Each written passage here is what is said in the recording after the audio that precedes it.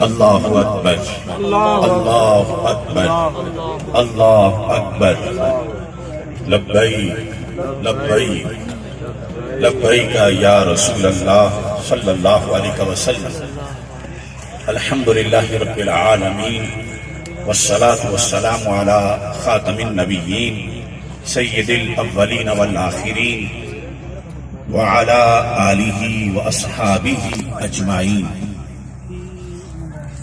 اما بعد فاعوذ باللہ من الشیطان الرجیم بسم اللہ الرحمن الرحیم یا ایہا الذین آمنوا اتقوا اللہ وکونوا مع الصادقین سبحان اللہ.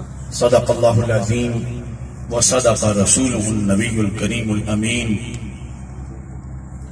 ان اللہ وملائکتہ یصلون علی النبی یا ایہا الذین آمنوا صلوا علیہ وسلموا تسلیما الصلاة والسلام علیکہ یا سیدی یا رسول اللہ وعلی آلک واصحابک یا حبیب اللہ مولاي صل وسلم دائما ابدا على حبيبك خير الخلق كلهم. اللہ تبارک و تعالی جل جلالہ وعم نوالہ واتم برہانہ وعظم شانہ وجل ذکرہ وعز اسمہ کی حمد و ثناء اور حضور سرور کائنات مفخر موجودات زینت بزم کائنات دستگیر جہاں غم گسار زماں سید سروراں حامی بے کساں قائد المرسلین خاتم النبیین احمد مجتبی جناب محمد مصطفیٰ صلی اللہ علیہ وآلہ واصحابہ وبارک وسلم کے دربار گہر بار میں ہدیہ درود و سلام عرض کرنے کے بعد السلام علیکم ورحمۃ اللہ وبرکاتہ. وعلیکم السلام ورحمۃ اللہ. رب ذوالجلال کے فضل اور توفیق سے بھکی شریف کی سرزمین پر حضرت حافظ الحدیث قدس سر العزیز کے دیس میں تاریخی لبیک یا رسول اللہ صلی اللہ علیہ وسلم کانفرنس کا انعقاد کیا جا رہا ہے. ملک میں جو لاک ڈاؤن کی وجہ سے حالات ہیں بڑے بڑے اجتماعات کینسل کر دیے گئے. اللہ کا خصوصی فضل ہے اس نے ہمیں استقامت دی اور ہم پاکستان میں آج اس منفرد اجتماع کے اندر موجود ہیں.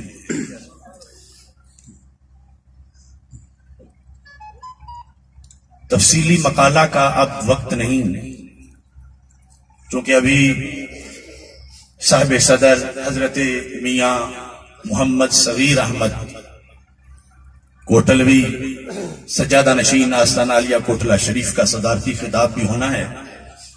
پھر ختم شریف ہے, لنگر شریف اور نماز ظہر کی ادائیگی بھی ہے.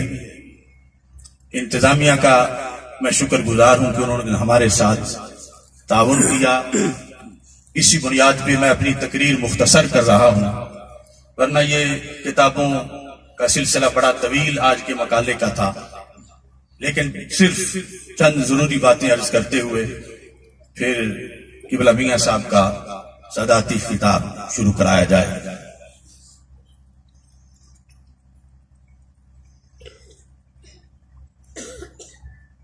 بات اصل میں یہ ہے کہ ہم اہل سنت و جماعت بہت سے حملوں کی زد میں ہیں. کہیں کویت اور سعودی عرب کا پیسہ چلتا ہے, کہیں ایران اور اس سے منسلک لابیوں کے پیسے ہیں, امریکہ کا معاملہ ہے. اہل سنت و جماعت کو جو نقصان 30-35 سالوں میں روافض کی طرف سے پہنچایا گیا ہے اس کا بہت تھوڑے لوگوں کو ادراک ہے کہ کتنا نقصان ہوا. اس نقصان کا سب سے بڑا اثر یہ ہے کہ جن کا ہوا انہیں پتہ ہی نہیں کہ ہمارا ہو گیا. خارجیت، ناسبیت، وہابیت، اس کے لحاظ سے کچھ لوگ بیدار ہیں کہ یہ ہو گیا وہ ہو گیا، لیکن جو دوسری طرف سے رفض سرایت کر گیا اہل سنت کی طرف، جس کو میں اس عنوان سے بیان کرتا ہوں کہ داتا صاحب رحمۃ اللہ علیہ کا بورڈ لگا کے سواریاں گامیشہ اتارنے کا جو سلسلہ تھا، یہ بڑا خطرناک ہوا. اس پر میری بڑی ریسرچ ہے کہ یہ کیوں ہوا، کیسے ہوا، اور اس کو کیسے روکا جا سکتا ہے. اور اس کو روکنے کے لحاظ سے مجھے 4 مہینے جیل میں گزارنے پڑے. تقریباً 3 لاکھ حدیثیں حضرت مولا علی رضی اللہ تعالی عنہ کے فضائل کے لیے ایک فرقے نے گھڑی. 3 لاکھ اعلی حضرت رحمۃ اللہ علیہ نے فتاوی رضویہ میں بھی لکھا، اس کے حوالے موجود ہیں. اور اب جب وہ 3 لاکھ تھی، اب اس کے بعد کئی صدیاں گزر گئی ہیں. وہ گھڑی ہوئی باتیں ایک مسلک کی. چلو کسی کی شان میں کوئی جتنی اونچی بیان کرے ہمیں درد نہیں، لیکن جب کوئی خود گھڑ کے اس کی نسبت ہمارے نبی علیہ السلام کی طرف کرے کہ سرکار نے یہ فرمایا ہے، تو اس پر تو ہمارے آقا علیہ السلام نے فرمایا فَلْيَتَبَوَّأْ مَقْعَدَهُ مِنَ النَّارِ، جو خود گھڑے اور بات میری قرار دے وہ اپنا ٹھکانہ جہنم میں بنائے. اور پھر آگے اگر وہ جو شان ہے وہ نبیوں کے برابر ہے، نبیوں سے بڑھ کر ہے، اور وہ سٹیجوں پہ غیر نبی کی بیان کی جا رہی ہے، تو بیان کرنے والے بھی کفر کرتے ہیں، سننے والے بھی جب اس کو صحیح سمجھتے ہیں تو پھر وہی ہو جاتا. ہمارے مخالف فرقہ کا یہ ہتھیار ہے، وہ ایک جھوٹی گھڑی ہوئی شان اہل بیت اطہار رضی اللہ تعالی عنہم کی بیان کر کے اس کو سنیوں میں لانچ کرتے ہیں. سنی نقیب بیان کرتے ہیں، پھر سنی خطیب بیان کرتے ہیں، پھر وہ جو اصول اہل سنت کے مطابق ان لفظوں میں کفر بن رہا ہے. اگر کوئی بیان نہیں کرتا تو کہا جاتا ہے اس کو تو اہل بیت سے محبت ہی نہیں، یہ تو بغض اہل بیت رکھتا ہے. اور اگر بیان کرتا ہے تو پھر وہ بھی انہی کے ساتھ شمار ہو جاتا. ہم اللہ کے رسول حضرت محمد مصطفیٰ صلی اللہ علیہ وسلم کی عظمت و شان ہمارے پاس لفظ ہی نہیں، بیان کرتے کرتے کرتے کہ حق ادا کر سکیں کوئی حد نہیں، لیکن ایک جگہ جا کے رک جاتے ہیں. بڑی شانیں ہیں، بڑی شانیں ہیں، بڑی شانیں ہیں، مگر حضرت محمد مصطفیٰ صلی اللہ علیہ وسلم ہرگز اللہ نہیں ہیں. اب اگر کوئی ایسی بات سرکار کی طرف منسوب کر رہا ہو جو شان خداوندی ہے، شان الوہیت ہے، اور ہم سبحان اللہ کرتے رہیں اور اس کو رد نہ کریں تو پھر ہمارے ایمان کا کیا بنے گا؟ اور اگر رد کریں اور الزام آ جائے کہ اس کو تو سرکار کی شان راس ہی نہیں آتی، اس کو مروڑ ہے، تو دنیا میں یہ تانا کھا لینا چھوٹی بات ہے، سرکار کی ناراضگی بہت بڑی بات ہے. میرے آقا صلی اللہ علیہ وسلم نے روکا کہ مجھے کوئی اللہ نہ کہے. اہل بیت اطہار کی شان وراء الورا ہیں، مگر اگر کوئی اہل بیت وہ حضرت مولا علی رضی اللہ تعالیٰ عنہ، حضرت سیدہ فاطمہ الزہرا رضی اللہ تعالیٰ عنہا وسلام اللہ علیہا ہوں، شان وہ بیان کرے جو نبیوں کا منصب ہے یا نبیوں سے بھی اونچا منصب ہے۔ اب ہم اگر لوگوں کے ڈر سے کہ لوگ کچھ ہاتھ چومنا چھوڑ جائیں گے، کچھ نذرانہ دینا چھوڑ جائیں گے، یا حکومت خلاف ہو جائے گی، یا بڑی بڑی گدیاں خلاف ہو جائیں گی، لہذا اگر شان نبوت کی حملہ ہوتا ہے تو ہوتا رہے، تو کل سیدہ زہرا پاک تو ناراض ہوں گی کہ میرے ابا جی کی شان تم نے میری کیوں بیان کی۔ میں تفصیل میں نہیں جاتا۔ باغ فدق کے مسئلہ میں روافض نے حضرت صدیق اکبر رضی اللہ تعالی عنہ کو معاذ اللہ ظالم کہا، اور یہ سارے لوگ سوئے رہے، اور ظالم کہنے کی ان کی دلیل ان کی کتابوں میں یہ موجود ہے کہ حضرت صدیق اکبر رضی اللہ تعالی عنہ کے بارے میں تو آیت تطہیر نہیں اتری، اور سیدہ پاک رضی اللہ تعالی عنہا کے بارے میں آیت تطہیر اتری ہے۔ اس پر تو ہمارا بھی اتفاق ہے، چلو وہ دوسری آیت تطہیر تو صحابہ کے بارے میں بھی ہے، لیکن انما یرید اللہ، یہ اہل بیت جن میں امہات المومنین بھی ہیں ان کے بارے میں ہے۔ اس سے اگلا جملہ جس پر وہ کہتے ہیں کہ صدیق اکبر معاذ اللہ غاصب ہیں، ظالم ہیں معاذ اللہ، وہ یہ ہے کہ سیدہ فاطمہ رضی اللہ تعالی عنہا کا قول تو قول پیغمبر ہے، ان کا فرمان تو فرمان نبی ہے، وہ یوں قطعی ہے جیسے حضرت محمد مصطفیٰ صلی اللہ علیہ وسلم کا فرمان ہے۔ اور ابو بکر صدیق ایک صحابی ہیں، تو نبی کا قول جب نبوت جب صدق مانگ رہی تھی، جن کا قول قول نبی ہے، تو پھر ابو بکر صدیق رضی اللہ تعالی عنہ نے نہ دے کے معاذ اللہ ظلم کیا، تو ہم نے ان کو روکا۔ جب ایک کتیا بھونک رہی تھی سما ٹی وی پر، اور بڑے بڑے سجادہ نشین خواب خرگوش میں تھے، کسی کی سانس بھی سنائی نہیں دے رہی تھی، ہم نے 6.5 گھنٹے سیمینار کر کے اس کا جواب دیا، تیر کھائے، ہمارے خاکے بنے، ہمارے پتلے جلائے دین دشمنوں نے، مگر ہم نے دین کا طرز نہیں رہنے دیا۔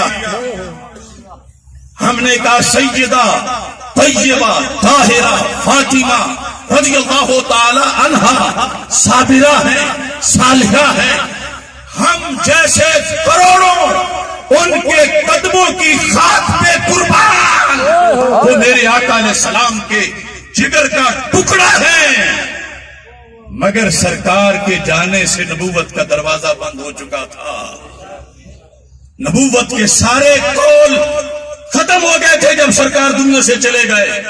حضرت فاطمہ رضی اللہ تعالی عنہا کا فدق مانگنے کا قول یہ قول پیغمبر نہیں تھا۔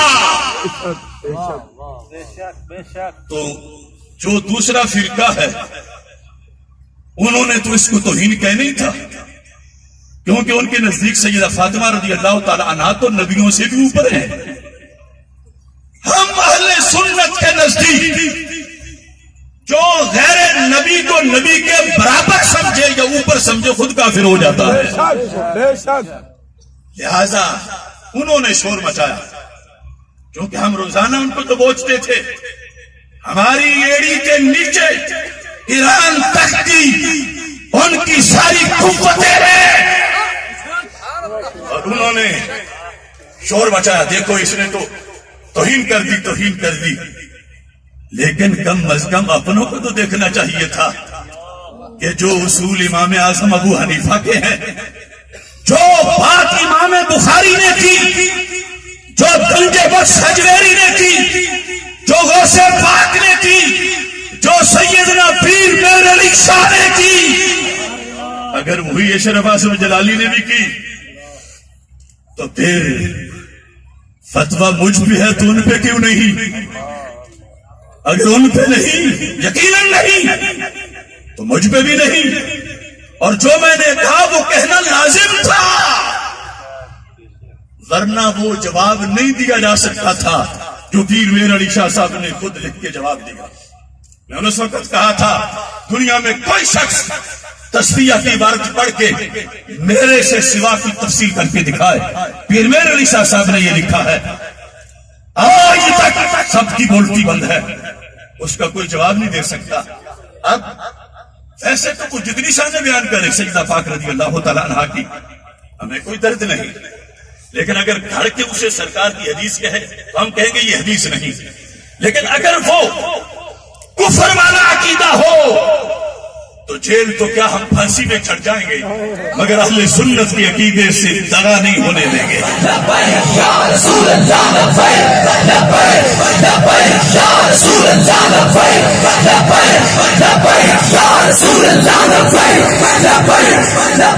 خالص فرقہ سیدہ پاک رضی اللہ تعالیٰ عنہا کو معصومہ کہہ کے نبی کہتا ہے، تو میں برملا کہتا ہوں یہ مجھے حب زہرا کہلواتی ہے، یہ مجھے عشق رسول کہلواتا ہے کہ سیدہ طیبہ فاطمہ الزہرا رضی اللہ تعالی عنہا کروڑوں ولیوں سے اوپر شان والی ہیں، مگر کسی بھی نبی کے برابر نہیں، نہ خود نبی ہیں، نہ ان کا قول قول نبی ہے، نہ وہ اس سے خوش ہے کہ ان کے قول کو قول نبی کہا جائے۔ خدا کی قسم میں حافظ الحدیث کے قدموں میں کھڑا ہو کے کہہ رہا ہوں، مجھے یقین ہے قیامت کے دن جب میدان لگے گا تو سیدہ پاک مجھے انعام عطا فرمائیں گے، ورنہ قادیانی کہہ سکتے ہیں کہ ہم نے ایک معنی نبی، ہمیں غیر مسلم اقلیت قرار دیا گیا، اور یہ جو حضرت فاطمہ رضی اللہ تعالی عنہ کو ام الانبیاء کہتے ہیں، نبیوں کی ماں، تو وہ کون سے نبی ہیں؟ سارے وہ سرکار کے بعد ہی ہوں گے، چونکہ حضرت فاطمہ جو بعد میں ہے۔ میں نے جواب دیا ختم نبوت پر سندھ اسمبلی میں جب ناصر حسین شاہ نے حضرت سیدہ فاطمہ رضی اللہ تعالی عنہا کو ام الانبیاء یعنی نبیوں کی ماں کہا، استغفر اللہ، تو ختم نبوت پہ کتنا بڑا حملہ تھا۔ اللہ نے مجھے توفیق دی، ان کسی کی تو سانس بھی سنائی نہیں دی۔ اب بھی اس وقت روافض کا جو لیڈ کرنے والا بندہ ہے تقریر میں کہہ رہا ہے کہ جبریل علیہ السلام اللہ سے وحی لائے، رسول پاک صلی اللہ علیہ وسلم کو پہنچائی، کہتا ہے یہ تو ٹھیک ہے کہ جبریل علیہ السلام نے سرکار کو پہنچائی، لیکن جبریل نے لی کہاں سے؟ اب دیکھو میں شاید وہ بات بیان کروں تو کتنے سادہ لوگ سبحان اللہ کہنے شروع ہو جائیں کہ یہ فاطمہ رضی اللہ تعالیٰ عنہ کی شان بیان ہو رہی ہے۔ وہ کہتا ہے کہ اللہ سے وصول سیدہ فاطمہ رضی اللہ تعالی عنہا نے قرآن کیا اور وصول کر کے جبریل علیہ السلام کو دیا، اور جبریل علیہ السلام نے سرکار تک پہنچایا۔ اب جو رد کرے وہ گستاخ فاطمہ ہے، جو رد نہ کرے تو پھر سارے دین پہ حملہ ہے۔ یہ ہمارا جرم ہے، اس جرم پر ان تینوں نے تو شور مچانا ہی تھا، مگر افسوس کتنے، کوئی مجدد الفسانی کو بھول گیا، کوئی امام احمد رضا بریلوی کو بھول گیا۔ لا تعلقی جہاں کرنی تھی اپنے ماموں اور چچوں سے، وہاں تو شیعوں کی دستاروں پہ بھی لا تعلقی نہیں ہوئی، اور جب حافظ الحدیث کا غلام انٹرنیشنل سطح پہ حکومتوں سے ٹکر لے کے مسلک اہل سنت کی جنگ لڑ رہا تھا تو سجادہ نشین کو اس سے ہی لا تعلقی کرنے لگ گئے۔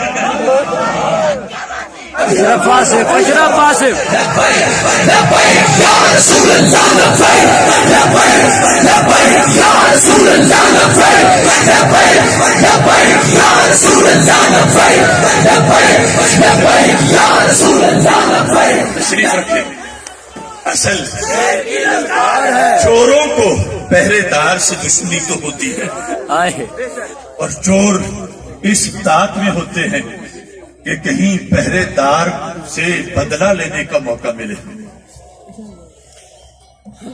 ابھی تک چیخیں کم سے نکلتی ہیں جو ہم نے گوجرے میں 6.5 گھنٹے تقریر کی۔ اب چوروں نے بغیر جرم کے پہرے دار کو چور کہا، اور پہرے دار کے حاسدوں نے کہا،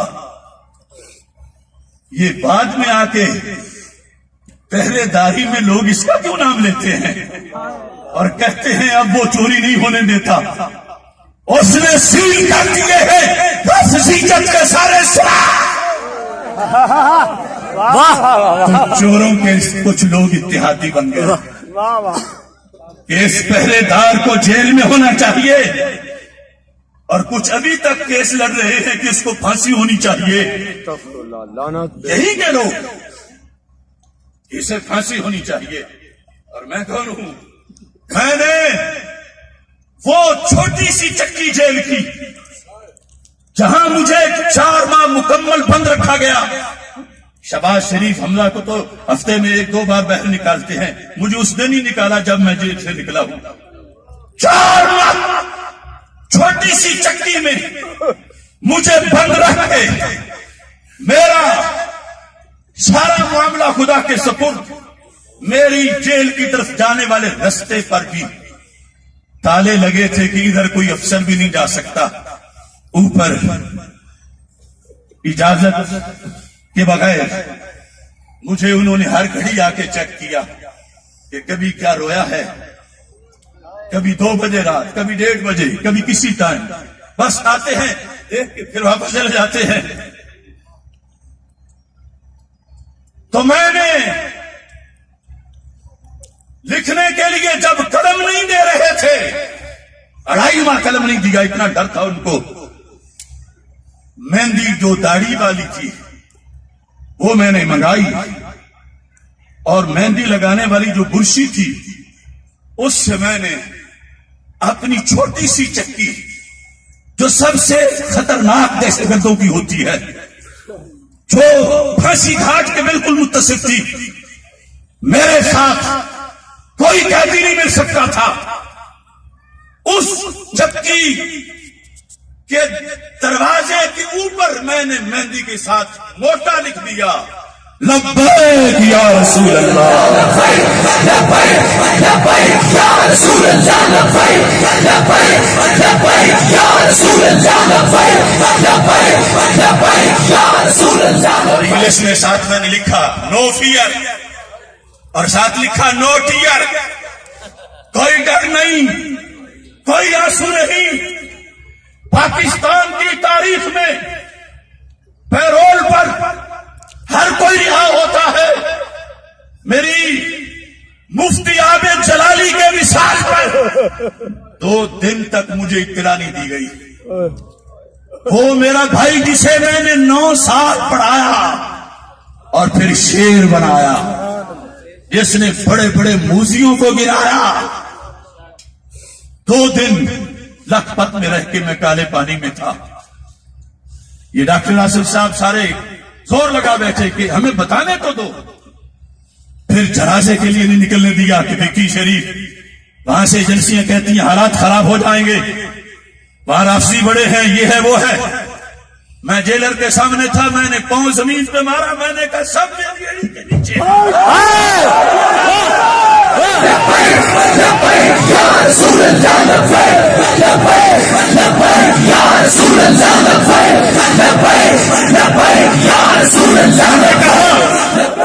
کی شریف والے سنت کا گڑھ ہے، کہنے لگے تمہاری جان کو بڑا خطرہ ہے، میں نے کہا میری ہے تمہاری تو نہیں، مجھے میرے بھائی کے جنازے پہ جانے دو۔ وعدہ کر کے رات بھر میں انتظار کرتا رہا، جمعے کے بعد ہفتے کی درمیانی رات کہ ابھی مجھے نکالیں گے، صبح انتظار کرتا رہا، اور پھر یہ بھی نہیں بتا رہے کہ کسی نے جنازہ ہو گیا ہے، ہونا ہے۔ پھر 3-4 دنوں کے بعد مجھے بتایا کیا میں اس ملک کا واسی نہیں ہوں؟ کیا میں پاکستان کی پاکستانیت کا محافظ نہیں ہوں؟ جب فوجیوں کے سروں سے فٹ بال کھیلے جا رہے تھے طالبان کی طرف سے، تو طالبان کی خلاف فوج کی حمایت میں سب سے پہلے فتویٰ میں نے گوجرانوالہ میں دیا تھا، باقی سب بعد میں آئے۔ دہشت گردوں کے لیے چھٹیاں 4 ماہ تک، باقی قیدیوں کو تو 15 دن کے بعد 20 منٹ فون کی اجازت تھی۔ میں نے کہا مجھے میرے بوڑھے باپ سے ایک بار تو فون کر لینے دو، نہیں کرنے دیا۔ میرے خلاف نیشنل ایکشن پلان کے ہوتے ہوئے کفر کے فتوے دیے گئے، حکومت سوئی رہی، پورے ملک میں کمپین چلی، کسی نے نہیں روکا، یہاں بھی جلسے ہوئے، کسی کو درد نہیں ہوا۔ آج میں اپنے بھائی کی فاتحہ پہ بیٹھنے لگا ہوں تو کیوں درد ہوا ہے؟ دل پھٹتا ہے، لیکن ابھی کچھ بولوں گا نہیں اس موضوع پر۔ میں نے جس وقت قلم نہیں مل رہا تھا کھانا بند کر دیا، 8 دن میں نے کھانا نہیں کھایا، 8 دن میرے انہوں نے بڑی منتیں سماجی کی۔ میں کہا مجھے لے چلو کورٹ میں پیش کرو، میں پوچھوں تو اسی جج سے۔ بلاخر میں نے کہا کہ وہ جو سپرڈینٹ جیل ہے اسے تو میرے پاس لاؤ۔ جیل کا سپرڈینٹ اس کا کچھ نشہ ہی اور ہے۔ کہتے ہیں بھٹو جب پھانسی لگنے لگا تھا جیل میں پہلے تھا تو کہنے لگا وزارت عظمیٰ میں ایسے ہی ہم جھگڑتے رہے، اصل مزہ تو جیل سپرڈینٹ ہونے میں ہے کہ چلتا ہے تو آگے آگے جھنڈا لے کر پریڈ ہو شاہ، سب قیدی نگاہیں نیچے کر لیں۔ میں نے کہا اس کو کیا مجھ سے ڈراتا ہے؟ اسے لاؤ میری چکی میں۔ وہ آیا، عاجز بندہ تھا، تالے کھولے گئے، اندر میرے ساتھ نیچے زمین پہ بیٹھ گیا، سب عملے کو پیچھے ہٹا دیا۔ کہتا ہے میں تو 110% یقین رکھتا ہوں کہ آپ سچے ہو۔ واہ، مجھے جواب تو دو، یہ جو علماء ہیں تمہارے اہل سنت کے، یہ حق کیوں نہیں بولتے؟ ان کی زبانیں گم کیوں ہیں؟ میں نے کہا تم ان کا جواب مجھ سے نہ پوچھو، ان سے پوچھو، تم اپنا جواب دو، تم مجھ پہ کیوں ظلم کر رہے ہو؟ اصول کے لحاظ سے میری کلاس یہ نہیں ہے چکی میں بند رہنا، بی اے پر بھی کلاس ملتی ہے، میں تو پی ایچ ڈی ہوں، میں حافظ ہوں، میں نے ساری بخاری کئی بار پڑھائی ہے، میں 35 بار مصلی پہ قرآن سنا چکا ہوں۔ تو اس کا منہ رونے والا ہو گیا، کہتا ہے مجبوری ہے، مجبوری ہے، بس ملازمت ہے، ہمارا اس میں کوئی اختیار نہیں۔ تو میں نے کہا تم پھر اس یزید کے ابن زیاد کیوں بنے ہوئے ہو؟ وہ یزید ہے جسے مان رہے ہو، تو تم پھر ابن زیاد کیوں بنے ہو؟ تمہیں بھی قبر میں جانا ہے۔ اللہ کا فضل ہے، جب کچھ علماء پہنچے اور جیلر سارا عملہ بیٹھا تھا، مجھ سے مذاکرات کرنے لگے۔ 2.5 ماہ کے بعد کہتے ہیں کہ فلاں بھی کہتا ہے، فلاں بھی کہتا ہے، ڈی پی او بھی کہتا ہے، ڈی سی او بھی کہتا ہے، آئی جی کہتا ہے کہ ہم سے بڑا ظلم ہوا، ہم نے جلالی صاحب کو بغیر کسی جرم میں اندر کر دیا، اب انہیں کہو کہ باہر آ جائیں، آپ ان کو قائل کرو۔ میں نے کہا قائل کرنے کی کیا ضرورت ہے، تم مجھے رہا کرو گے تو میں باہر چلا جاؤں۔ نہیں، باہر جا کے ہاتھ ہلکا رکھیں گے، باہر جا کے سوشل میڈیا استعمال نہیں کریں گے، باہر جا کے یہ نہیں کریں گے، وہ نہیں کریں گے۔ 20 شرطیں لکھی ہوئی تھی، میں نے کہا تمہاری ان شرطوں میں سے ایک بھی قبول نہیں ہوگی۔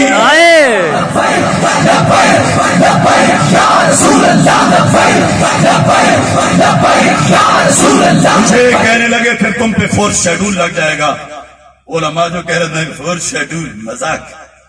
میں نے کہا میں تو پھانسی کے لیے تیار ہوں. آئے ہیں سزائے موت کے قیدیوں والی وردی اس دن میں نے پہنی ہوئی تھی. میں نے کہا پہلے کچھ ڈر تھا موت کا, دن رات پھندا پھانسی گھاٹ کے ساتھ رہ کے موت کا ڈر بالکل ختم ہو گیا ہے. میں تمہیں لکھ کے دے رہا ہوں, اگر کوئی یہ کہتا ہے کہ گستاخی ہوئی تو حکومت اس سے ثابت کروائے اور مجھے پھانسی پہ چڑھائے. بھگتنا قیامت کے دن ان کو پڑے گا, اور اگر ثابت کوئی نہیں کر سکتا تو پھر جو یہ کہتے ہیں انہیں 80 کوڑے مارنے پڑیں گے. وہ کہنے لگے یہ تو لینے کے دینے پڑ گئے.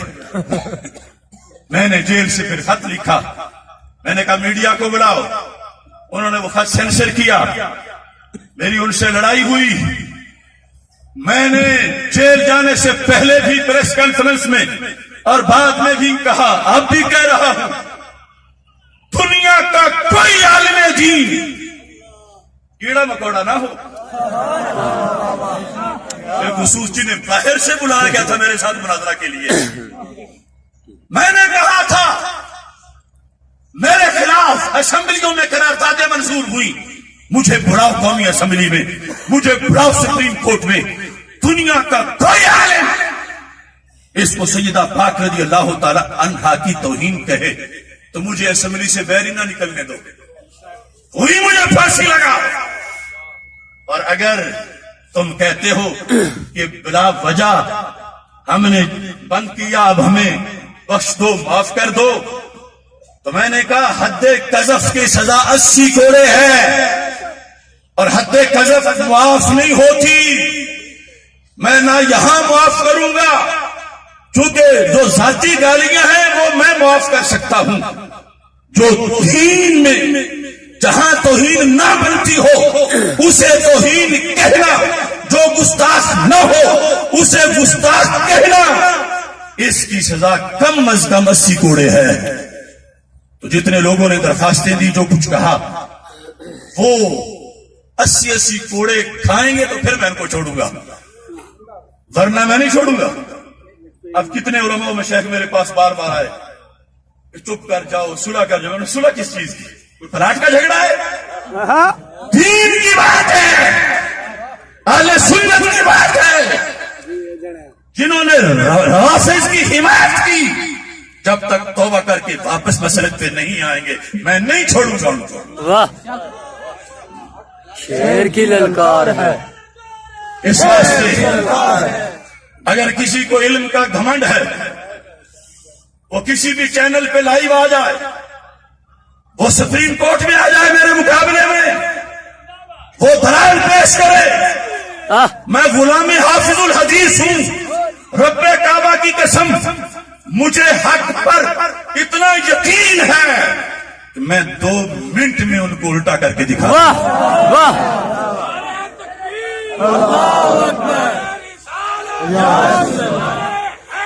اہل سنت کا میں نے وہ بیان کیا اور اسی کو گستاخی کہنے لگے. ساتھ یہ بھی وضاحت کرنا چاہتا ہوں, لبیک یا رسول اللہ صلی اللہ علیہ وسلم, یہ بخاری شریف پڑھی ہے. ایک حدیث میں 3 بار اس کا ذکر آیا ہے. جب غازی ممتاز حسین قادری کو پھندے پہ چڑھایا گیا اور وہ نواز شریف ذلت کے ہاتھوں ذلیل ہوا, بے شک بے شک, جو اس کے ممبر بن کے اسمبلی میں بیٹھے ہوئے تھے, زمانہ ان پہ تھوک رہا تھا کہ ظالموں اب تو چھوڑ دو اس کو. تاریخ اسلام میں کسی حکمران نے ایسے غازی کو پھانسی نہیں دی, اتنا ظلم کبھی نہیں ہوا 14 صدیوں میں جتنا اس شخص نے کیا. کئی ایم پی اے, کئی ایم این اے, کئی پیر, کئی گدی نشین اس کی بغلوں کے نیچے بیٹھے ہوئے تھے, اور جدھر گزرتے تھے تو لوگ لبیک یا رسول اللہ کہہ کر اشارہ کرتے تھے کہ یہ بھی قاتلوں کے ساتھی ہیں، تو اس وقت کیپٹن صفدر نے اپنے بکاؤ سرکاری لوگوں کا اجلاس کیا اور اس نے ایک تحریک بنائی. چلیے اس لیے نہیں حق ہوتا تو چلتی، لیکن نام سچا ہے. تحریک کیا تھی؟ تحریک لبیک یا حبیب اللہ، لبیک یا حبیب اللہ. ماہ مدینہ رسول اللہ بھی ہے، حبیب اللہ بھی ہے، مگر کلمہ اسلام میں لا الہ الا اللہ محمد الرسول اللہ ہے. کیا وہاں بھی حبیب اللہ کرو گے؟ وہ حبیب اللہ ہے، مگر 14 صدیوں میں جب بھی غلاموں نے سرکار سے عہد وفا کیا تو لبیک یا رسول اللہ کہا. اب لوگ چاہتے ہیں کیپٹن صفدر کی فکر رائج ہو اور صحابہ کا نعرہ جو سرکار کا منظور شدہ کو چھوڑ دے. نہیں ہوگا. ہماری لاشوں کے ٹکڑے بھی لبیک یا رسول اللہ کی صدائیں لگائیں گے انشاءاللہ. لبیک یا رسول اللہ، لبیک لبیک لبیک یا رسول اللہ، لبیک لبیک لبیک یا رسول اللہ، لبیک لبیک لبیک یا رسول اللہ. یہ بھی یاد رکھیں، وہ جو سندھ کا گستاخ ہے عمر ذلیل، آج کے اجتماع میں میں حکومت وقت سے مطالبہ کرنا چاہتا ہوں، اس ملعون اور کمینے نے میرے اللہ کی توہین کی ہے، اس نے گالیاں دی ہیں، اور میں سبحان اللہ سیمینار کر کے فتویٰ اس پہ لگا چکا ہوں. اگرچہ اب بھی کئی مکروز طبع لوگ اب بھی مکروز ہی ہیں، جہاں گستاخی ہوئی نہیں تھی وہاں قراردادیں منظور کر رہے تھے، اور جہاں ایک بندہ اعلانیہ کہتا ہے اے خدا تو بد نصیب ہے معاذ اللہ، اے اللہ تجھے پتہ ہی کوئی نہیں. وہ کہاں گئے اسمبلیوں میں بحث کرنے والے قراردادیں؟ کیا سیدہ زہرا پاک کا مقام اللہ سے بڑا ہے؟ ادھر توہین نہ بھی ہو تو تم قراردادیں منظور کراؤ، جلسے کرو، ادھر رب کو گالیاں دی جائیں اور تمہاری نیند نہ اڑے. سارے ہاتھ اٹھا کے میرے مطالبہ کی حمایت کرو. عمر ذلیل کو پھانسی دو، عمر ذلیل کو پھانسی دو، عمر ذلیل کو پھانسی دو، عمر ذلیل کو پھانسی دو، عمر ذلیل کو پھانسی دو، عمر ذلیل کو پھانسی دو. کھڑے کھڑے ایک اور بات بھی، آپ بھی کھڑے ہو جاؤ، یہ گواہی لگنی ہے قیامت کے دن. ہم لگاتے ہیں نعرہ من سب نبیا فاقتلوہ، من سب نبیا فاقتلوہ، من سب نبیا فاقتلوہ. زور سے بولو، من سب نبیا فاقتلوہ. لیکن اس سے پہلے بھی ایک سبق ہے، اس کے بعد بھی ایک سبق ہے. کچھ لوگ لکیر کے فقیر ہیں. بولو من سب اللہ فاقتلوہ، من سب اللہ فاقتلوہ، من سب اللہ فاقتلوہ، من سب اللہ فاقتلوہ. یہ حدیث ہے. حضرت عمر رضی اللہ تعالیٰ عنہ نے جس بندے نے اللہ کو گالی دی تھی اس کا سر اتار کے کہا تھا من سب اللہ فاقتلوہ، من سب اللہ فاقتلوہ، من سب اللہ فاقتلوہ، من سب اللہ فاقتلوہ، من سب نبیا فاقتلوہ، من سب نبیا فاقتلوہ. اور یہ شفا شریف پڑھی ہے. للکار ہے، للکار ہے، شیر کی للکار ہے، للکار ہے، للکار ہے، شیر کی للکار ہے. حق اہل سنت زندہ باد. صفحہ نمبر 554 شفا شریف. من سب نبیا فاقتلوہ. حدیث ختم نہیں ہوئی، حدیث ختم، حدیث ختم. اگلی پڑھنے کے لیے کوئی اور نسل پیدا ہوگی. اسی حدیث کا حصہ سرکار نے فرمایا من سب نبیا فاقتلوہ ومن سب اصحابی فاضربوہ. جس نے میرے صحابہ کو گالی دی اس کو کوڑے مارو. یہ حدیث ہے، جہاں لکھی ہے وہ وہاں یہ لکھی ہے. یہ شفا کی ایک ہی جلد ہے، یہ عربی ہے. من سب اصحابی، دوسری روایت فجلدو ہو، اس کو کوڑے مارو. تو کچھ دیوانوں کو پڑھانا پڑے گا، یہ سبق سارا پڑھنا ہے، کیونکہ ادھر اللہ کو گالی دی جا رہی ہے، ادھر صحابہ کو گالی دی جا رہی ہے، اور وہ کچھ تو بالکل ہیں ہی مردے، بول ہی نہیں رہے، اور کچھ آدھا سبق بول کے آگے سرکار کے لفظ چھوڑ رہے ہیں. کسی کو سیاست کا شوق ہے، کسی کو ووٹوں کی تلاش ہے، کسی کو پھری مریدی کا نشہ لگا ہوا ہے. من سب اصحابی، من سب اصحابی، من سب اصحابی. لہذا سارے حضرات تشریف رکھیں، میں دعوت خطاب دے رہا ہوں حضرت قبلہ میاں صغیر احمد مجددی صاحب کو. آپ چند صدارتی کلمات فرمائیں گے، پھر ختم شریف